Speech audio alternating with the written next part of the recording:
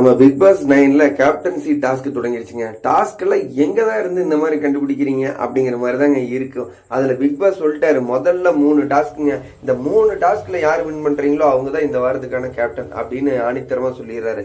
முதல் டாஸ்க் என்னன்னு பாத்தீங்கன்னா பால் காய்ச்சறதுங்க. அதுல ஒரு 12 பேர் கலந்துக்கிட்டாங்க.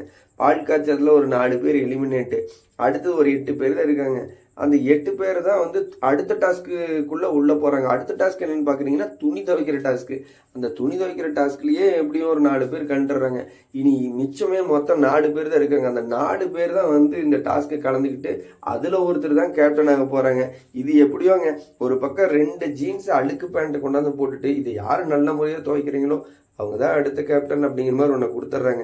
நம்ம விஜய் பார்வதியும் இவங்களும் போயிட்டு அந்த தண்ணிக்கே முதல்ல சண்டை போட்டுக்கிட்டு இருக்கிறாங்க. வேற லெவல்ல இருக்குது. இதை துவைச்சாதான் டாஸ்க்ல கேப்டன் அப்படிங்கிறத தாண்டி இவங்க தண்ணி கொண்டு வர்றதுலயே ஒரு மாதிரி சண்டை போட்டுக்கிட்டு நான் துவைப்படா நீ துவைப்படா நீ ஐயோ எங்கிருந்து தான் இந்த மாதிரிலாம் டாஸ்க்கு கண்டுபிடிக்கிறாங்களோன்னு பார்க்குற நம்மளுக்கு வைத்தறிச்சலாக தான் இருக்குது. வேற வழியே இல்லை, பார்த்து தான் ஆகணும். ஏன்னா பிக் பாஸ் இல்லையா. எனிவே கைஸ், நம்ம விஜய் சொன்ன மாதிரி தான், பார்க்க தான் தெரியும், போக போக தான் புரியும். வேற வழியே இல்லை, பார்த்ததுக்கப்புறம் புரிஞ்சுக்கலாம். இது போல அடுத்தடுத்த வீடியோக்கள் உங்களுக்கு நோட்டிஃபிகேஷனாக வரணும்னா நம்மளோட சேனலை சப்ஸ்கிரைப் பண்ணிட்டு பக்கத்தில் இருக்கிற பெல் ஐக்கான ஆளில் போட்டு எனேபிள் பண்ணி வச்சுங்க.